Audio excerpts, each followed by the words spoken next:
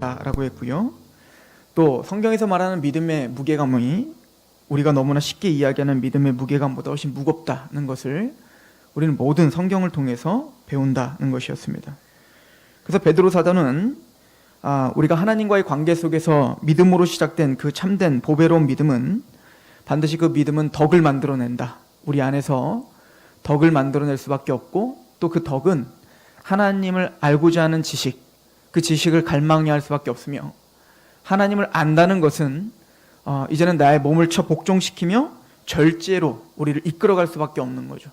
또한 그 절제는 이제는 우리의 삶을 이겨낼 수 있는 인내라는 것, 그 믿음의 단단한 그 반석을 우리 안에서 더 견고하게 깔아주는 인내를, 꼭 불 가운데 시험을 받다가 이제는 정금처럼 나오는 것처럼 우리의 찢기를 다 제거해 주시고 우리를 성화시켜 주시며, 그렇게 우리에게 인내를 허락해 주셔서 마침내 경건을 만들어내라는 것이죠.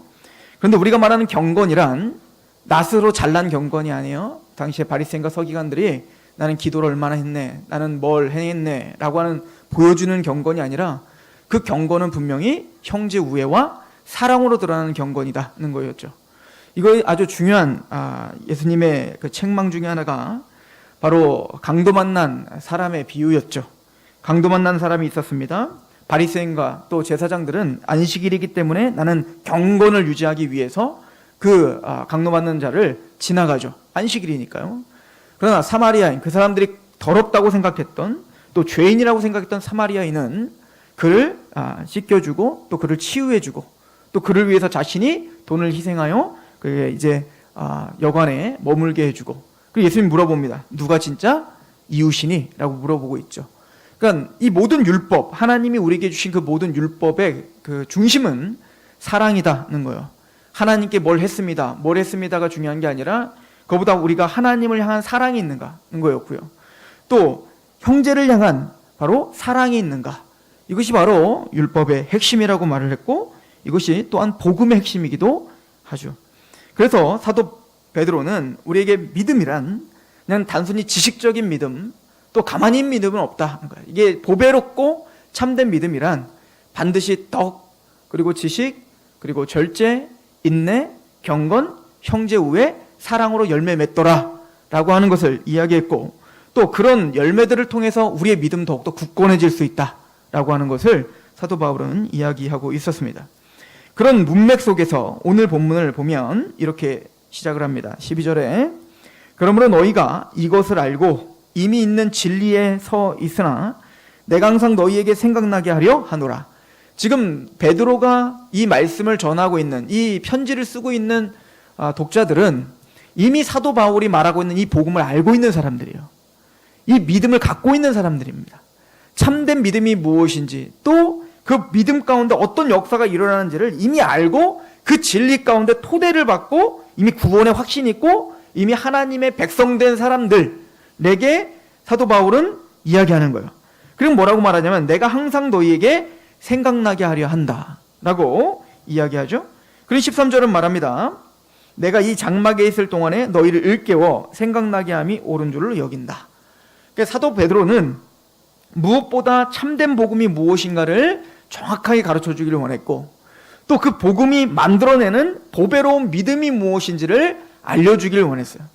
또 그 진리 가운데 있다라고 하는 하나님의 백성들에게 그 믿음이 어떠한 열매를 드러내며 어떻게 힘있게 역동적으로 하나님의 백성들을 변화시키는지 하나님이 이 모든 것들을 가르쳐 줬다는 것이죠.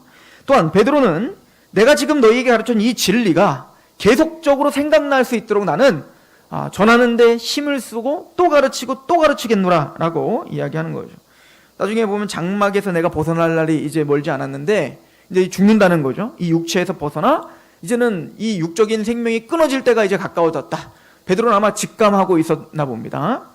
내가 죽을 때까지, 내가 하나님이 나를 그 생명을 붙어 있을 때까지 나는 이걸 반복적으로 끊임없이 너에게 생각나게 하노라. 그러니까 대단히 중요한 말을 지금 베드로는 하고 있다라고 하는 것을 우리에게 이야기해주고 있는 것이죠.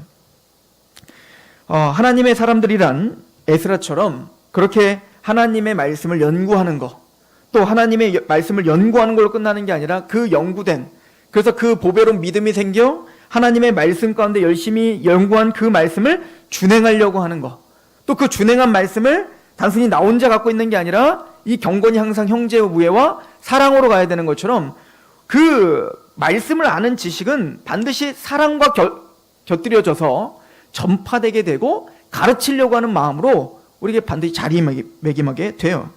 이것이 바로 에스라가 결심했던 3대 결심이었죠. 나는 하나님의 율법을 연구하고 또 준행하고 가르치기로 결심합니다 라고 했다고요. 에스라 시대의 많은 백성들, 그 당시에는 1차 포로기한이 이미 스룹바벨을 통해서 바벨론에서 이제는 하나님의 큰 은총 가운데 페르시아 왕 고레스라는 왕을 통해서 하나님은 바벨론에서 이스라엘 백성들을 예루살렘으로 1차 포로기한을 시켰단 말이에요. 그리고 또 스룹바벨을 통해서 이제는 성전도 재건하고 그렇게 역동적으로 역사했었을 때죠. 그러나 그들은 성전은 재건됐지만 그 심령이 재건되진 않은 거예요. 말씀 앞에 제대로 서 있지를 못했던 거죠. 그것을 보면서 그 민족의 어떤 그 하나님 앞에 바르지 못함, 또 그 민족이 하나님 앞에 죄악 가운데 있었다는 것을 에스라가 직시했던 겁니다. 근데 에스라가 왜 직시했을까요? 하나님의 율법을 연구하면서부터요. 하나님의 말씀에 충만을 받고 그 말씀을 연구하다 보니 먼저는 이 민족의 죄가 보이고 또 이 민족의 죄가 바로 자신의 죄인 줄 알았던 거예요. 그래서 이 에스라는 하나님의 말씀을 연구하면 연구할수록 자신과 그 민족들이 하나님 앞에 얼마나 죄인인가를 깨달아 그 민족을 위해서 울 수밖에 없었죠. 꼭 내 죄인 것처럼 울었다고요. 이게 바로 말씀의 사람들의 특징이에요. 하나님의 말씀은 우리를 심령이 가난하게 만듭니다. 하나님의 말씀은 높아졌던 마음을 부서뜨리고 더욱더 겸손하게 만듭니다. 또 그 겸손해진 마음으로 하나님을 갈망하게 됩니다. 그죠? 또 남을 탓하기보다 하나님 앞에 내 죄를 보여. 에스라가 그랬죠. 사실은 에스라가 죄를 진 게 아니에요. 저 민족들이 진 거라고요. 또 지금 포로기한을 했지만 그 은혜를 잊어버린 지금 얘네들이 문제예요. 그런데 에스라는 그들에게 비판한 게 아니라 그것이 자신의 죄인 것처럼 같이 울기 시작했다는 얘기인 거예요. 그리고 에스라는 하나님의 말씀을 준행하려고 했습니다. 그리고 그 말씀으로 다시 그 백성들을 깨우치고자 하는 그 열망함이 생겼죠. 이게 하나님을 떠난 자들을 향한 하나님의 말씀을 갖고 있는 사람의 마땅한 울부짖음이었고 상한 심령이었다. 그래서 에스라가 이제 수문학 광장 부흥을 일으킬 때 이제 에스라가 율법책을 낭독할 때 모두가 다 일어나서 율법책을 같이 낭독하지 않습니까? 그때 에스라는 자기 혼자 하나님의 말씀 앞에 두렵고 떨림으로 서서 하나님께 회개했을 때 수많은 사람들이 에스라에게 나오는 모습을 이렇게 묘사하고 있죠. 하나님의 말씀에 떠는 자들이 나오더라 하는 거예요.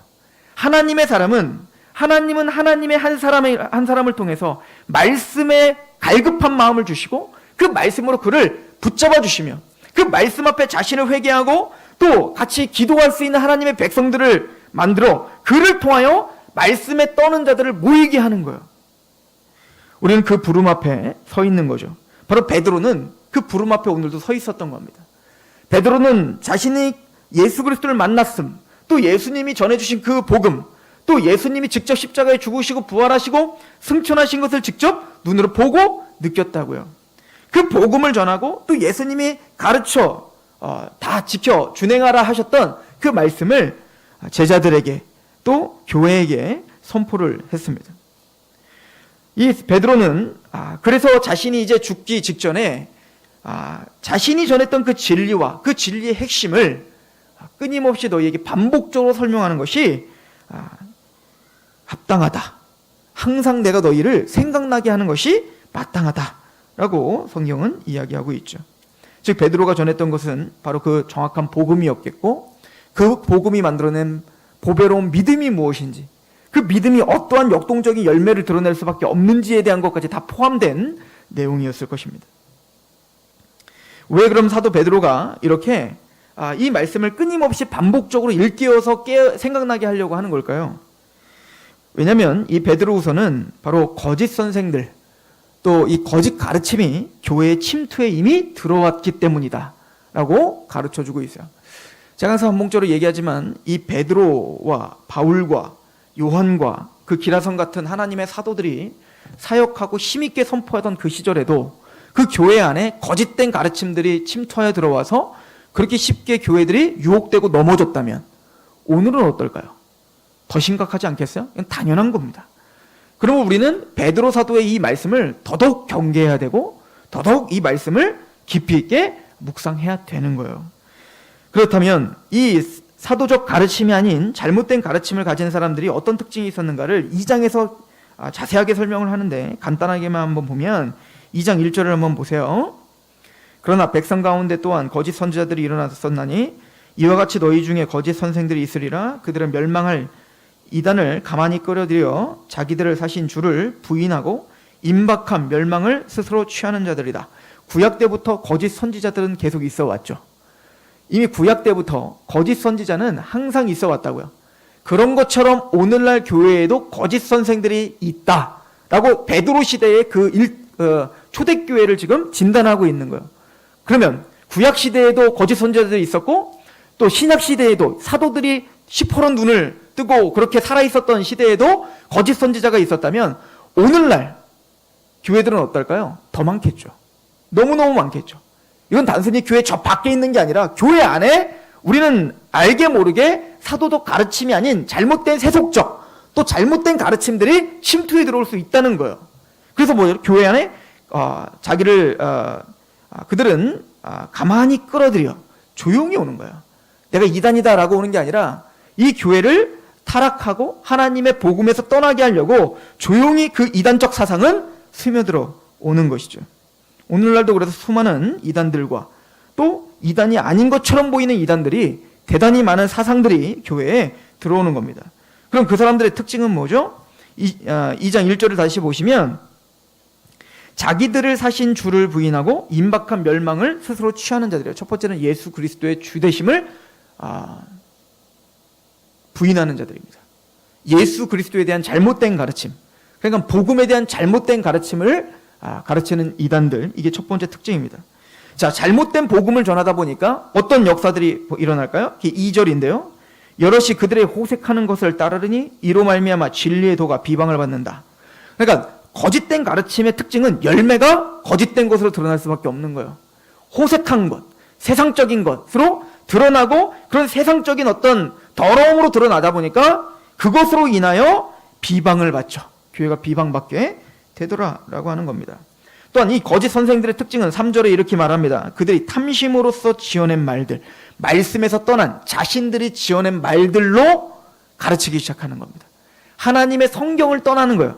하나님의 말씀을 떠나는 겁니다. 그리고는 그것이 어떤 의도이건 어쨌든 감동을 주려는 것이든 아니면 자신의 어떤 이기적인 욕망을 관철시키려는 것이든 성경을 떠나 자신이 만들어낸 말로, 자신의 탐심으로 만들어낸 말로, 지어낸 말로 설교하고 가르치는 자들로 가득하게 되는 것이죠.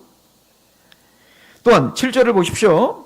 무법한 자들의 음란한 행실로 말미암아 고통당하는 의로운 롯을 건지셨으니 이는 이 의인이 그들 중에 거하며 날마다 저 불법한 행실을 보고 들음으로 그 의로운 심령이 상함이라. 그럼 하나님의 백성들의 특징은 그 잘못된 가르침이 난무할 때 그것을 들으면 상한 심령이 되는 거예요. 알아요. 이게 복음인지 아닌지를 안다고요. 그것 때문에 마음이 상해진다고요. 롯이 소돔과 고모라에 거기서 그 세상적인 걸 즐기기만 했다라고 성경은 가르치지 않는 것 같습니다. 그래서 베드로는 뭐라고 하죠? 롯이 소돔과 고모라 땅에 물론 거기서 승리하진 못했지만 그걸 막 이겨내고 바꿔내진 못했지만 적어도 의인이었던 롯은 그 소돔과 고모라의 그 세속적인 어떤 형편, 물론 그것도 탐닉한 적이 있었겠죠. 그러나 그것이 상한 심령으로 그 마음을 힘들게 하더라는 거예요. 하나님의 백성들이 온전하다는 게 아니에요. 때로는 롯처럼 그렇게 실수할 수 있죠. 또 그 세상을 탐닉할 수 있죠. 그러나 적어도 그 마음이 살아있어. 이걸 선한 양심이라고 하죠. 하나님의 말씀에서 떠난 그 상황을 볼 때 끊임없이 애통하고 마음이 상하는 것, 이게 구원받은 자의 특징이다라고 이야기를 하는 거예요. 즉 교회 안에 그런 이단적 사설들이 들어오면 마음이 상하고 또 하나님의 말씀 앞에 바르지 못하다는 것이 마음을 아프게 하게 될 것입니다. 또 14절을 한번 보십시오. 음심이 가득한 눈을 가지고 범죄하기를 그치지 아니하고 굳세지 못한 영혼들을 유혹하며 탐욕에 연단된 마음을 가진 자들이니 저주의 자식이라. 그들이 바른 길을 떠나 미혹되어 부올의 아들 발람의 길을 따르는도다. 그는 불의의 삭을 사랑하다가 자기의 불법으로 말미암아 책망을 받되 말하지 못하는 나귀가 사람의 소리로 말하여 이 선지자의 미친 행동을 저지했다라고 말합니다. 그러니까 거짓 가르침을 배우면 그 거짓 가르침을 하는 사람은 탐심으로 그렇게 지어낸 말을 하고 그 지어낸 말로 다 가르침을 받으면 어떤 열매가 나타나는 겁니까? 세속적인 열매가 나타나는 겁니다. 이 발람이 어떤 거죠?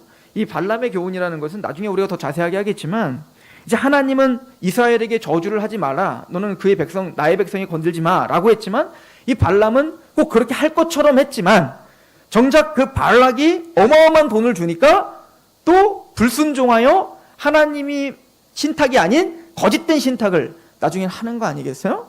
그러니까 이 거짓 선지자들 또 거짓 선지자를 따라가는 모든 사람들은 불의의 삭슬 추구하는 겁니다. 이 땅의 것에 집착하는 거죠. 또 이 땅에 욕심을 채우려고 하나님을 이용해 먹으려고 하는 거예요. 이게 거짓된 가르침의 열매들인 것이죠. 또한 18절에 보면 그들이 허탄한 자랑의 말을 토하며 그릇되게 행하는 사람들에게서 겨우 피한 자들을 음란으로서 육체의 정욕주에서 유혹하는도다. 그들은 헛된 자랑을 합니다. 그들은 교만합니다. 그들은 정욕 가운데 자신의 허탄한 것을 행하면서도 전혀 그것을 두려워하지 않는 그런 썩은 양심을 갖게 되죠. 그래서 19절은 말합니다. 그들에게 자유를 준다 하여도 자신들은 멸망의 종들이니 누구든지 진 자는 이긴 자의 종이 됨이라. 만일 그들이 우리 주 대신 구주 예수 그리스도를 알므로 세상의 더러움을 피한 후에 다시 그 중에 얽매이고 지면 그 나중 형편이 처음보다 더 심하니라. 그러니까 거짓 가르침이 있는 자의 특징은 세상에 진다는 겁니다. 내 욕심에 진다는 겁니다. 내 탐욕에 진다는 겁니다. 그래서 사도 베드로는 참된 보배로운 믿음이란 덕과 지식과 절제와 인내와 경건과 형제 우애와 사랑의 열매를 드러낸다는 말을 강조했던 거예요. 이게 참된 복음의 특징이라는 겁니다. 참된 가르침이란, 사도적 가르침이란 그렇게 사람을 변화시키는 능력인 거예요. 참된 하나님의 복음, 십자가의 복음이란 그 복음이 우리를 이제는 죄의 종이 아니라 의의 종으로 이제는 승리하는 삶을 살게 하는 능력이라고 말하는 거예요. 다시 말씀드리지만 우리는 롯처럼 실패할 수 있어요. 그러나 적어도 그 하나님의 말씀이 우리를 상한 심령으로 가지고 있게 할 겁니다. 하나님 앞에 애통하는 심령으로 만들어 주실 것이고, 그래서 하나님 앞에 끊임없이 자신의 이런 죄됨을 하나님께 가지고 나아가 도움을 요청하는 자가 될 거예요. 이게 바로 사도 베드로가 가르치고 싶었던 겁니다. 복음이 무엇인가? 우리가 생각하는 복음이란, 우리가 전한 복음이란, 우리가 전하는 믿음이란 그렇게 가벼운 것이 아니란다. 그렇게 세상에 휩쓸려 그렇게 내 정욕 가운데 살게 하는 게 복음이 아니란다. 복음은 예수 그리스도의 십자가에 죽었을 때 나도 함께 죽었고 내 정욕을 십자가에 함께 못 박았습니다 라고 고백하는 복음은 나를 뒤흔들고 나의 심령과 나의 행동과 나의 삶을 바꿀 수 있는 능력이란다 라고 하는 것을 사도 베드로는 그렇게 반복적으로 계속 전하고 싶었던 것 같습니다. 그래서 이 베드로는 베드로후서를 쓰면서 거짓 선지자들에 대한 이 이야기, 왜 내가 이 이야기를 하냐면 라고 하면서 2장에 거짓 선지자들의 특징을 말하고 있는 거예요. 그렇다면 우리가 어떻게 그 믿음의 덕의 지식을 지식의 절제를 절제에, 인내를 인내의 경건을 경건의 형제 우애를 사랑의 열매를 맺을 수 있을까? 말씀이다 라고 성경은 가르쳐 주는 겁니다. 베드로가 이렇게 이야기해요. 내가 너희에게 전한 이 복음은, 내가 너희에게 전한 이 사도적 가르침은 교묘히 만든 이야기가 아니다. 나는 그 예수님을 친히 봤고 들었다는 거예요. 그래서 베드로후서 1장 우리 16절부터 보면 이렇게 말하죠. 우리 주 예수 그리스도의 능력과 강림하심을 너희에게 알게 한 것이 교묘히 만든 이야기를 따른 것이 아니다. 우리는 그의 크신 의엄을 친히 본 자라. 지극히 큰 영광 중에서 이러한 소리가 그에게 나기를 이는 내 사랑하는 아들이요 내 기뻐하는 자라 하실 때에 그가 하나님 아버지께 존귀와 영광을 받으셨다. 그러니까 예수 그리스도를 직접 봤다는 거죠. 이것만큼 놀라운 게 어디 있겠어요. 그죠? 그러므로 내가 전하고 있는, 이 사도들이 전하고 있는 이 진리는 확실한 거야. 그 사도 베드로는 이것이 확실한 것을 뭘로 증명을 했죠? 순교로 증명했죠. 이 말씀이 맞습니다. 내가 평생을 지금 전하고 또 이 말씀이 옳다는 것을 십자가에 거꾸로 못 박히며 증거했죠. 그런데 그렇게 여러분들 우리는 요즘에 이제 신비주의 하시는 분들은 뭘 자꾸 보라고 해요. 또 뭘 자꾸 들으라고 합니다. 물론 듣고 본다면 감사한 일이에요. 그러나 그것은 자랑하지 맙시다. 그것은 하나님이 우리에게 주신 믿음 없어서 믿음을 주시기 위한 하나님이 통로에 지나지 않는 것이지 그것이 자랑할 수 있는 것이거나 그것을 사람들에게 나는 이걸 봤다라는 것을 어떤 객관적인 어떤 교리로 만들라고 주신 게 아니에요. 여러분들, 사도 바울이 고린도 교회에게 편지를 보내면서 하도 뭘 보고 경험하고 뭘 엎어지고 했다고 하니까 바울이 뭐라고 하냐면 자기라고 말도 안 하죠. 내가 부득불 자랑한다 라고 이야기하면서 내가 어떤 사람을 아는데 그 사람이 삼층천까지 보고 왔어. 이 삼층천이라는 건 천상계를 말하는 거예요. 즉 하나님의 그 나라를 꼭 사도 요한이 계시록을 볼 때 환상 중에 그 하나님의 나라를 본 것처럼 이 바울도 정말 몸이 붕 떠서 뭐 내가 간 건지 어떻게 된 건지 모르겠는데 아무튼 그 하나님 나라를 직접 경험하고 왔다고요. 만약에 그것이 너무 중요하고 그것을 자랑하고 그것을 전파하는 것이 만약에 사도 바울의 사명이었다면 사도 바울은 그 누구보다도 천국 갔다 온 얘기를 이거 갖고 되겠어요? 아예 천국 갔다 온 견문록을 따로 하나 썼을 거라고요. 근데 사도 바울은 자신이 갔다는 얘기도 안 해요. 왜죠? 그것이 아무런 자기에게는 자랑할 것이 아니기 때문에 그런 거예요. 근데 그 고린도 교회는 그걸 왜 그럼 썼냐면 하도 뭘 봤다고 하니까 또 모두 숨 죽여라, 입을 닫아라 라고 말하려고 부득불 내가 이야기한다는 거예요. 그리고 말하죠. 나는 십자가 외에는 자랑하지 않는다. 이게 마땅한 태도인 겁니다. 베드로도 마찬가지인 거예요. 내가 그런 걸 봤다. 이게 베드로에게는 참 복된 거죠. 그래서 직접 봤으니까 사도로서 이 성경을 기록한 거 아니에요? 근데 그 예수님을 직접 보고 듣고 만지고 십자가 부활 승천 모든 걸 봤어요. 그런데 그랬던 사도 베드로조차 그거보다 더 확실한 예언이 있다. 그거보다 더 확실한 증거가 있다라고 말하는 거예요. 자기가 직접 보고 듣고 한 것이 사도니까 너무 중요하잖아요. 그게 우리에게 너무 중요한 거 아니에요? 증언인데 그럼에도 불구하고 사도 베드로는 그거보다 더 중요한 게 있다는 거예요. 그게 뭐예요? 18절 보십시오. 이 소리는 우리가 그와 함께 거룩한 산에 있을 때 하늘로부터 난 것을 들은 것이라. 또 우리에게 더 확실한 예언, 지금까지 말한 내가 직접 보고 들은 것보다 더 확실한 게 있다. 이게 뭐죠?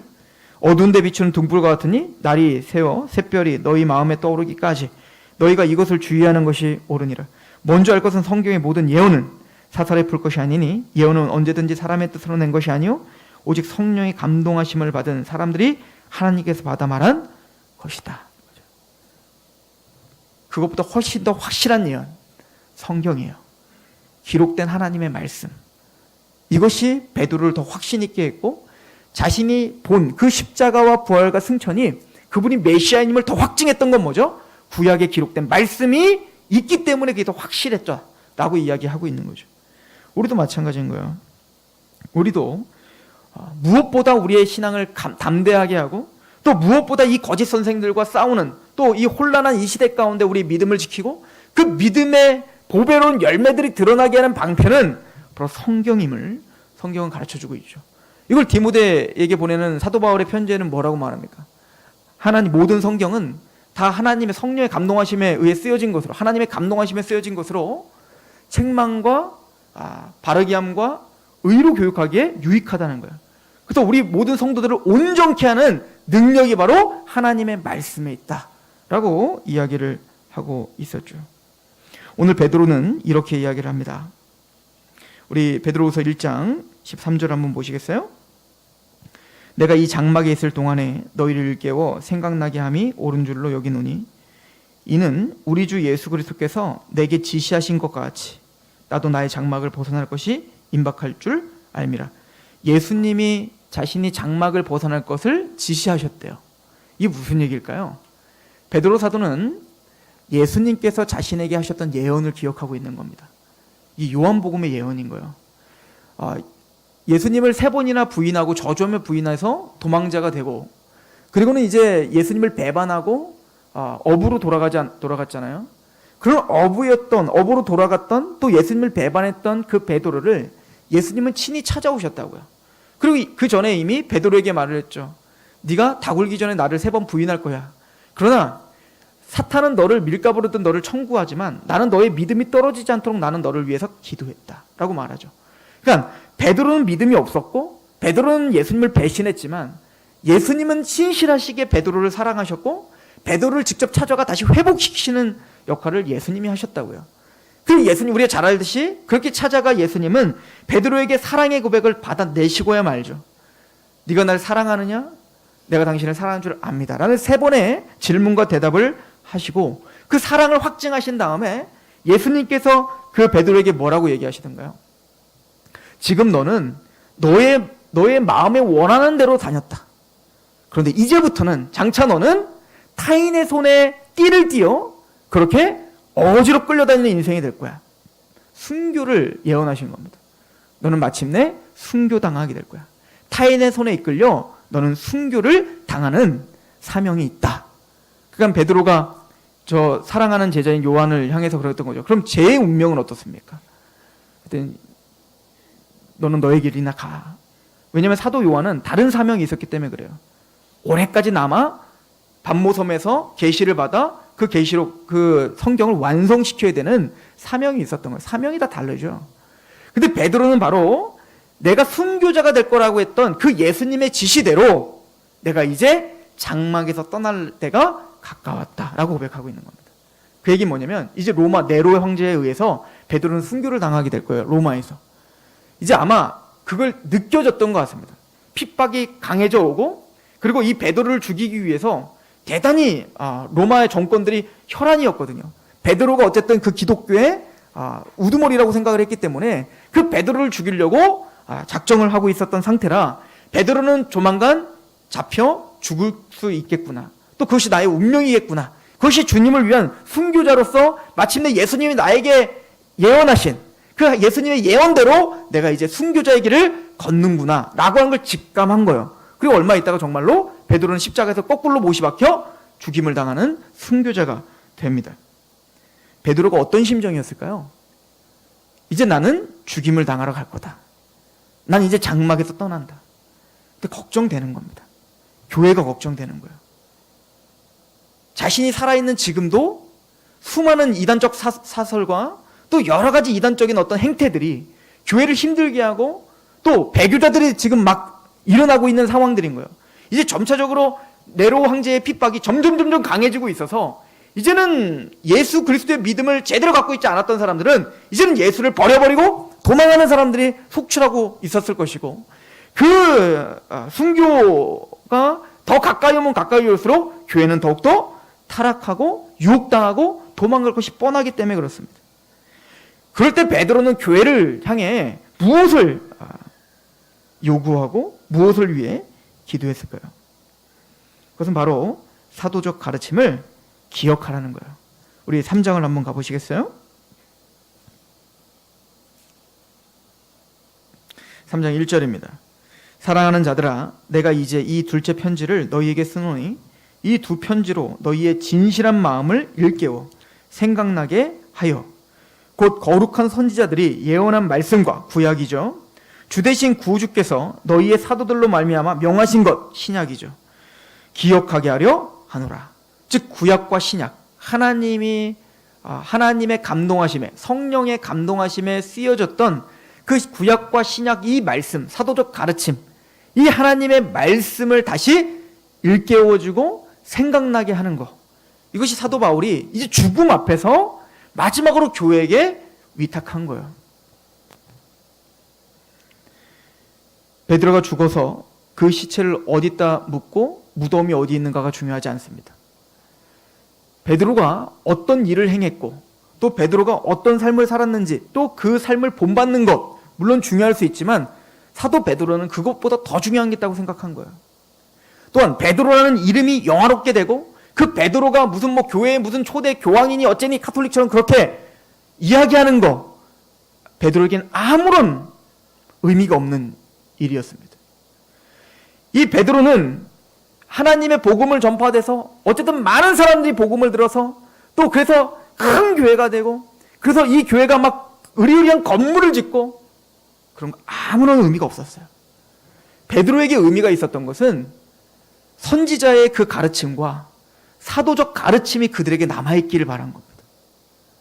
무엇보다 교회가 타협하지 말아야 되는 것은 그 구약과 신약, 하나님이 우리에게 주신 기록된 하나님의 말씀, 사도 베드로가 자신의 어떤 경험보다도 더 확실한 예언이라고 우리에게 설명했던 하나님의 말씀에서 떠나지 않는 거, 이것이 베드로가 죽기 직전에 유언처럼 한 이야기가 선지자가 가르쳐준 그 말씀과 또 사도들의 그 가르침을 일깨워 생각나게 하려 합니다. 내가 이것을 항상 너희에게 생각나게 하려 하는 것이 후회스럽지 않다라고 하죠. 교회가 몇 명이나 세례를 줬는가, 이것도 중요하지 않아요. 바울이 뭐라고 하죠? 고린도 교회에게 나는 몇 가정에게 세례를 줬지 세례를 주지 않았다. 참 잘했다고 생각했다. 나의 사명은 누구를 세례를 줬네 안 줬네가 중요한 게 아니라 복음을 전하는 거다 라고 이야기를 했죠. 사도 바울도 마찬가지입니다. 사도 바울도 사도행전 21장에 에베소 교회를 불러놓고 그 에베소 교회를 마지막 작별을 하며, 이제 사도 바울도 자신이 다시는 에베소 성도들을 못 볼 거라는 직감이 있었다고요. 자신은 이제는 로마로 예루살렘으로 올라가면, 이제는 예언자가 그랬다고요. 가면 결박당하여 순교를 할 거라고 예언을 했다고요. 그러나 나의 사명, 복음을 전파하는 일에는 내가 멈추지 않겠다라고 말씀하며 예루살렘으로 지금 올라가려는 중이었어요. 바울은 에베소 교인들에게 이렇게 말합니다. 그러므로 여러분이 일깨어 내가 3년이나 밤낮 쉬지 않고 눈물로 각 사람을 훈계하던 것을 기억하십시오. 3년 동안 당신들을 훈계하고 가르쳤던 그 사도적 가르침을 어떻게 하라고요? 기억하십시오. 지금 내가 여러분을 주와 및 그의 은혜의 말씀에 부탁하노니 그 말씀이 여러분을 능히 든든히 세우사 거룩하게 하심을 입은 모든 자 가운데 기업이 있게 하려 하십니다. 교회는 다른 건 다 포기해도 사도 바울이 3년이나 눈물로 훈계하던 그 가르침, 베드로가 자신의 평생을 걸쳐 자신의 목숨을 바쳐가며 가르쳤던 그 가르침, 참된 복음과 보배로운 믿음과 그 믿음에 나타난 마땅한 열매들, 그 하나님의 사도적 가르침, 또 구약의 모든 가르침, 신약의 모든 가르침, 이 기록된 하나님의 말씀이 교회를 든든히 세울 것이라는 확신이 사도들에게는 있었던 겁니다. 프로그램이 교회를 세우지 못합니다. 또한 어떤 느낌이 여러분들을 든든히 세우지 못합니다. 모든 사도는 동일하게 쓰여있는 하나님의 말씀이 우리를 든든히 세울 거라고 했습니다.